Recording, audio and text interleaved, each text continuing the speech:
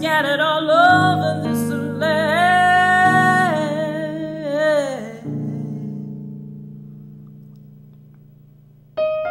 When the levee broke, took away the best friend that I had.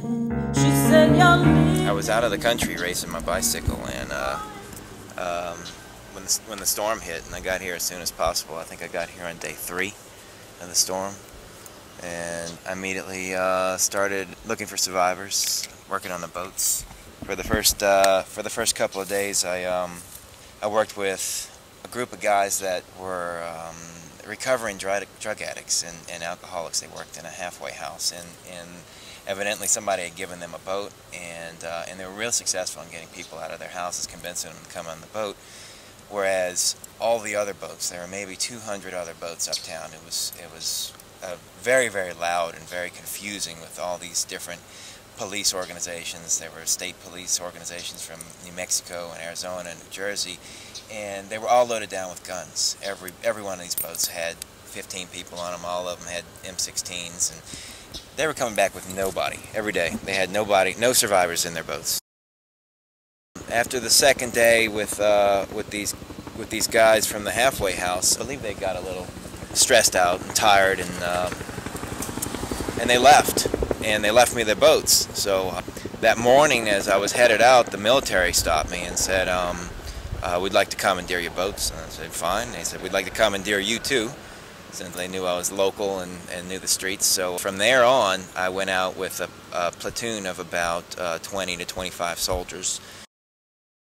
I remember an elderly lady who I had spoken with, and she, really sweet, well-dressed woman, you know, looked like your typical New Orleans Southern Baptist lady, you know. And I was sitting in a boat, in a canoe actually, on the first or second day I was here, and I was sitting in her front door, you know, in her living room basically, and she was standing on the steps of her that went up to her second level of her house, and she said, "I'm fine, just leave me be. You go help somebody that needs help." And you know, this is before I had really knew that any of the military was recording people or whatever. So the next day or a couple of days later, I went back to check on her, and she was floating in her living room.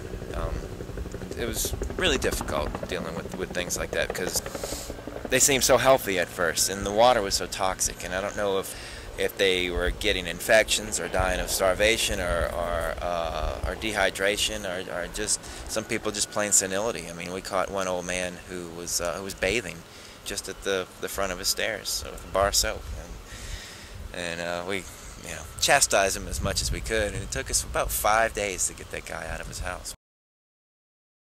The water went down within a 24-hour period. One day, I was in a 24-foot V-hull Skeeter boat with a 250 horsepower engine. The next day, that boat was sitting on dry land, exactly where I left it, floating. The water had gone from 8 feet to 0.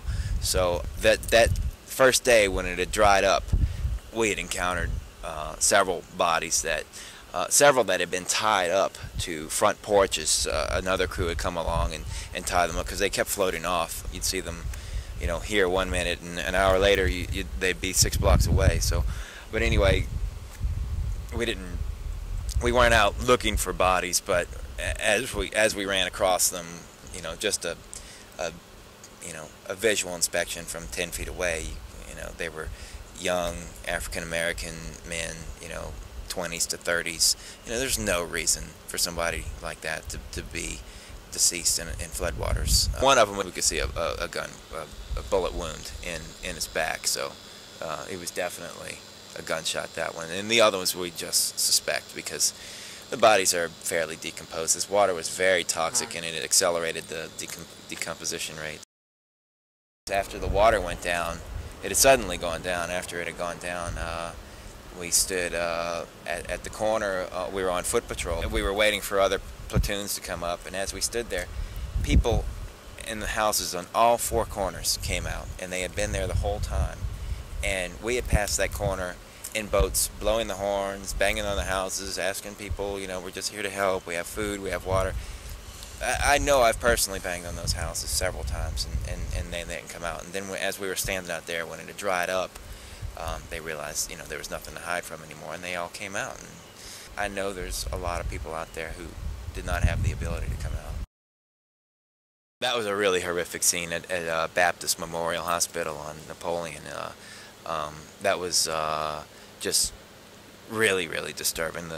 We usually had that as our rendezvous point because the water was really deep and there was nobody there. But just staring into the open doors, the drive up where the ambulances pull into for emergencies, you could just smell and feel the aura of death in there. It was overwhelming. The ones that disturbed me the most, and two that, you know, I kind of have as a mission in the back of my mind, is what I want to find out what happened to these two people. Were two that were wearing hospital scrubs. They could have been, you know, nurse, doctor, respiratory therapist, who knows. And I'm really confused on how and why these two people are dead. You know, we'll never know. There'll never be an investigation. But they stayed there for, you know, 10, 11 days floating in the parking lot. It was quite disturbing to know that, you know, one day they were, you know, in the hospital saving lives, and the next day they're a victim of God knows what. I saw a lot of really desperate, starving, dehydrated people, a lot of death. It's really emotional. It just hurts every time I come here. It's hard not to tear up, but you know, I'm glad to see that it's still parked here. I'd like to see something happen, especially this boat. Just the blanket of destruction that took over this part of Uptown. It eventually got to me when I saw my mother's house and it was destroyed, and that's when I really started to reflect on what we've lost. You know, I saved a 76-year-old Jewish doctor and an 80-year-old Mardi Gras Indian. You know, there was every walk of life getting in the boats, and a lot of them, at least 75% of them, it took a lot of coaxing. It took a lot of talking and negotiating, lying, whatever I could do to get them in the boat, I would do it. And you know, I don't think I had anybody who was regretful or angry at me after I brought them to dry land. But I can tell you that most of them that got in the boat knew that they were never going to see their house again, and that's why they wouldn't leave. And it's the hard truth, is that they will probably never see their house again. The props took a beating because we always ran across dry ground, or not dry ground, but low ground. And you know, when you're in the swamps, you're running across ground, and it's just it's really soft mud. Here, you know, it was asphalt and concrete, or parking meters and fire hydrants, or submerged cars.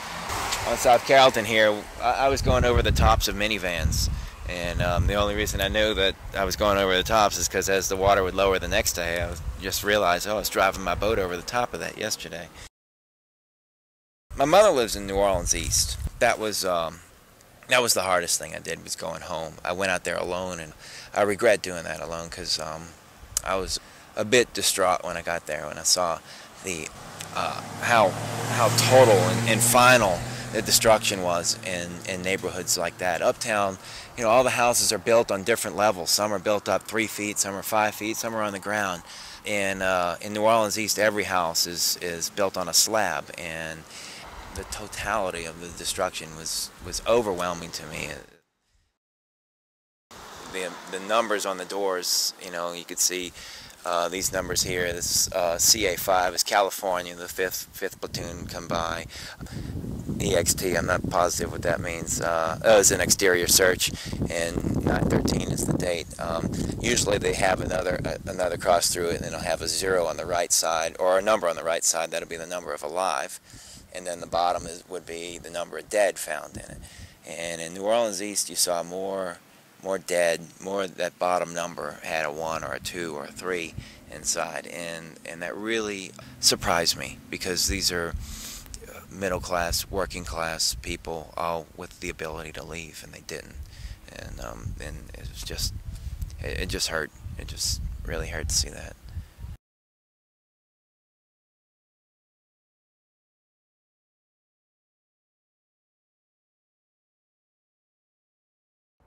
Early that morning, like actually it was like Monday morning. Um, that's when a real wind started picking up, and it started cracking the glass, the balcony glasses, and I had boards up to them, but it ripped the boards away, and started cracking the glasses and everything.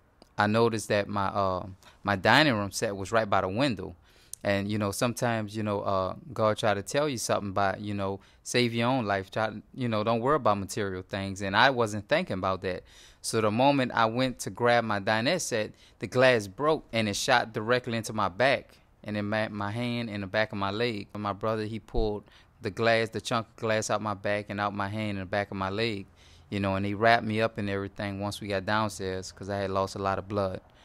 They tried to bring me to the hospital, but once we left out the back gate, the water was already at least 3 feet.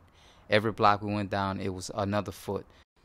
About the next morning, came out, the water had risen up to about 4 feet. And that's when the people started panicking.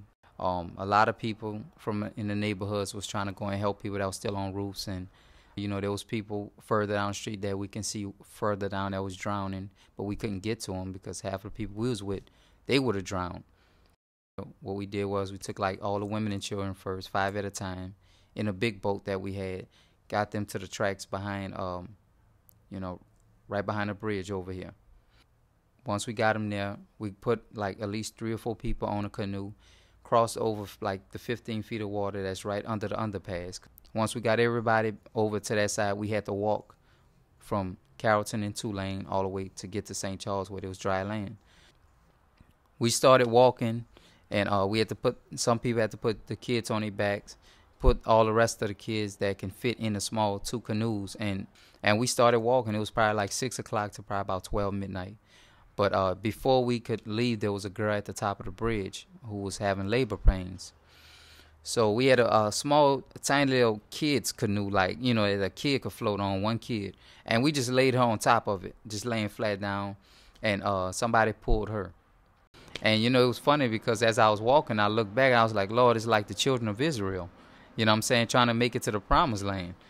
And it was cool, so we just started singing, having a good time and everything. And we probably saw like 1 or 2 dead bodies in the water, that people that didn't make it. And somebody said that the girl was about to, have the baby. The guy said, I need somebody that can deliver a baby. I didn't hear that part. All I know is that she was heavy, and I saw him wanted to try to sit her down. So what I did was I ran over to the truck, and I got in the truck, and he just laid her on me, and I was just trying to slide her up on the truck. But when he saw me on it, he must have thought I was the guy that delivered the baby, so he just took off. And I was like, hold up, it was too late, so it was, like. She was just screaming the whole time, and I never been around actually a pregnant woman in real life. I saw it on TV all the time, the way it screamed, but it ain't that loud when you have the volume down, So, but it seemed like she just screamed like her soul came out of her body. We went to the Tippertine on Tropicoulas. There was generators and water and stuff like that, so that's where everybody was going to spend a night. And once we got there, we pulled up. She was screaming, saying, the baby's coming, the baby's coming. So I stayed with her and, trying to calm her down and tell her it's going to be all right. And I realized she pushed real hard, and it didn't dawn on me right that second that she pushed. I just kind of like, my mind just kind of caught up and said she pushed.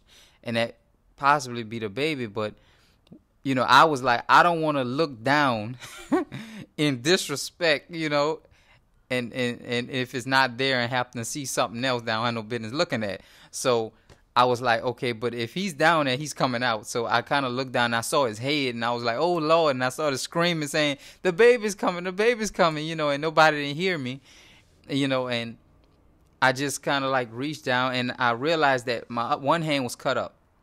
This hand was cut up. My left hand was cut up. My right hand was good, but I was in the nasty water. So the only thing I could do was just raise it up and say, God, please bless my hand and make it cleanse and clean that I can touch this baby and it'll be all right. And I just reached in and she just pushed and he just slid right into my hand, you know. And I just picked him up and I laid him on her stomach and his umbilical cord was still attached. And as we riding trying to get to Oxnard Hospital, me and her just talking like, you know, so where you from? Because we didn't know each other and just they just kind of like grabbed me because they didn't know that we didn't know each other. So they was like, they telling her, this is the father, let him in. And I didn't have time to explain because everything kind of went so fast. And we got in the room and, and they doing everything right in front of me, taking the afterbirth out. And it was like, I'm sure you noticed this before. And I'm like, I don't even know her, and everybody kind of like stopped what they were doing and said, what? I was like, yeah, I don't know her. She was on the top of a bridge. I put on a baby floater and brought her in, and everybody just broke down crying in Oxnard Hospital. It was like, is it really that bad out there?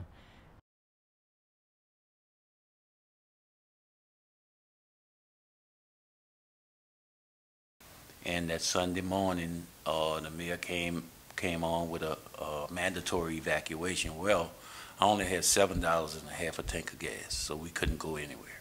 Thinking about that, I got my family out to what I thought was higher ground in the Lafitte Housing Project, where my sister lives.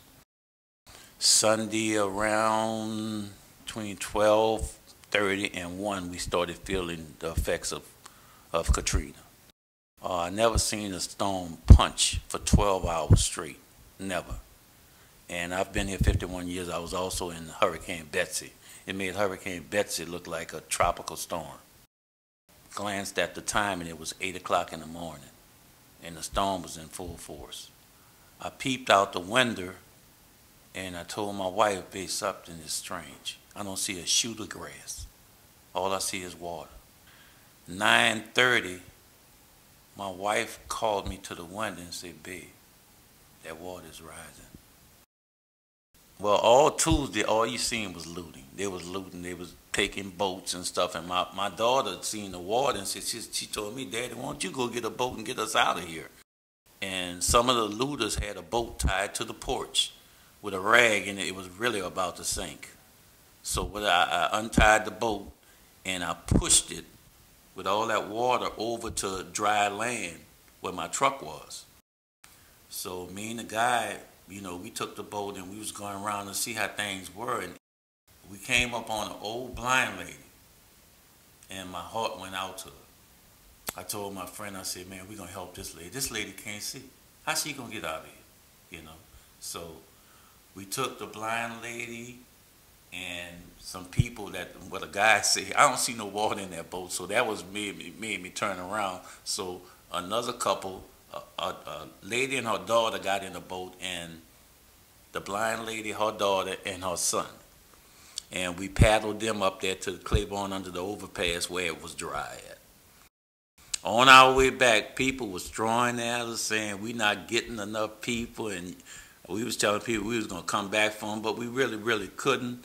I was bringing the boat to my mother because my mother was in the project also. My mother, my sisters, two of my sisters, two of my nephews, and my little niece and her small baby. And that boat got them to dry land. Every other car, I don't care if it was an Expedition or 4x4, whatever, was underwater, except our cars. So me, my wife, my kid, and his girlfriend got in the truck, and we proceeded through the water. It stalled at one time where it was kicking up mud and stuff, and my little girl was in the front praying, saying, Jesus, please let us make it. Jesus, please let us. She's 6 years old. Finally, I seen dry land under the Claiborne Bridge. I pulled up, checked my engine, before the water went up on it. And when I opened the hood, a big rat came out and I slammed the hood on him. After he was dead, I raised the hood up and went to grab him. They had rats on both sides of my engine eating my wires, but they were soaking wet. And when I did make it to Arlington, Texas, and brought it to a Ford dealer, the mechanic ran out and said, man, I don't understand how you here. I see all this grass and mud and stuff on top of your engine. How come your engine didn't get any water? And I told him, you'll never believe it. I said, a bunch of rats saved this truck and saved our lives. I said, because they were soaking wet and they kept the water from entering in the engine. So after we got to the convention center, more looting went on. I mean, it started getting really crazy. And I was out. My heart went out to the old people that was sitting in the back, because the street buses did come, but they acted so bad and they were running in front of the old people. And I said, man, won't y'all let these old people get on the bus, because y'all vibrant, y'all young men, But they ignored me. After she seen how they were acting, she said, babe, we got to get out of here. Go get the truck. So we were pulling off, and this lady ran up to the truck and said, Mister, please, a white lady, please, I'll give you $2,000 to bring me to Baton Rouge. And I was like, God, this lady is heaven sent. We only have $7 and a half a tank of gas. Can't get a hotel or nothing. So I told the lady, yeah, she said she had 4 people. But come to find out, she had 7 people and a big old sheepdog. So I told her, I said, ma'am, I can't ride that many people. She said, well, I'll give you an extra 5. I said, ma'am, I can't ride that many people. And my wife said, babe, just open the trunk and just, if they won't get back there, let them get back there. So 4 people and a big old sheepdog got in a 4.5-foot bed. 2 old ladies got in the back. Her husband and the child got in the back, and my daughter sit on my child's lap, and that's the way we went to Baton Rouge.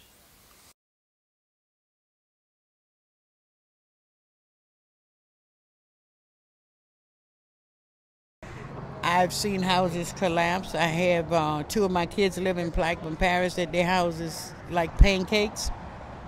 I've seen that. I've seen my baby daughter's house destroyed. He said, and I've seen some houses just float away in the water. And I said, God, I'm blessed, because my building is still standing. My Hurricane Katrina story started with water rising, unexpected. I survived the storm, but I didn't survive the water. And I have an apartment over my shrine, and I stayed up there 7 days with my granddaughter, which is handicapped, my mom's sister, myself, and I had another tourist that was 25 years old, had never witnessed a hurricane. And so I helped her to survive through it. We were sitting downstairs, and the water started coming in from the first floor, and I only had like just a brick level for you to get inside the front door. And then I got my aunt and my granddaughter and the tourists upstairs to safety. And then when I came back downstairs to check it, I could see the water continue rising. But I also was in control that I have a lot of valuable pictures of my husband and his stature. So once I got them upstairs and got them settled and got my aunt a cup of coffee and my granddaughter, to tell her, it's going to be okay, grandmother's going to protect you. Then I came downstairs and I started gathering up all my artifacts. And I saved my husband's statue. I have a statue of my husband, which was legendary Ernie K-Doe. He passed 4 years ago. And I have a life-size statue of him, so I broke the statue down in 3 pieces and brought it upstairs and put it in the closet. And I saved just about all of his pictures and stuff. It's very important to me, and it's very important to his fans. My granddaughter's severe handicapped, so I definitely had to survive for her. My mom's sister is old, and there was a tourist there with me that never witnessed a hurricane. So in that capacity, I had to be in charge. First of all, part of my profession, I am a nurse, and I was a true Girl Scout. So I used my Girl Scout skills, my nursing skills, and the good Lord to survive. Well, for starters, my granddaughter, I taught her how to open up her ravioli in the can and put it in a plate and let the sunlight heat it for her. And I taught her how to use a bottle of water, 12-ounce bottle of water, to really take a bath in, without wasting anything, like brush your teeth first, then your face, and then on down on your body. It wasn't easy, but I had to not break down because I had other people's lives to protect. And what I did is I just would make them pretend that they were on a beach somewhere in a beach house, you know, a big huge swimming pool or something like that, you know, and I played games with my granddaughter and stuff like that. But as I said, I really survived it. I've lost material things, but I've never lost the soul of myself. And material things can be replaced, but not your soul. Well, I was frightened when the water came up. When the wind started coming up, yes, I was very frightened, but I couldn't let them know, you know. Because my granddaughter kept saying, "Grandmother, are you going to protect me?" "Yes, grandmother's going to protect you." And I had water, lights, and gas for 3 days of the hurricane. And all the people in my neighborhood was walking in the water up to their chests or whatever. And by me having lights, I cooked food and I fed people from walking in the water. They would come up to my top of my ledge and I would feed them. But then I started hearing that the water was continuing rising, but it had a ways to go to get to me because I was on the second floor. You couldn't even see the streets full of water. And actually I seen dead bodies float by, you know, but I didn't let my granddaughter know about that. When the National Guards came to rescue me the first time, I refused to leave because I could hear my neighbors in the back of me screaming and hollering, kids crying. And I said to them, I said, "Don't, you know, I'm okay. Save my neighbor and children first, you know." At one point I was thinking, did I make the right decision by staying? And, you know, a lot of the people say that the people got caught in the lower ninth ward was poor people that didn't have transportation. And I say that's not true because I got caught in the water and I have 3 transportations. So it was more of a decision of your own, what to do and what not to do. But I find now the neighbors are more friendlier.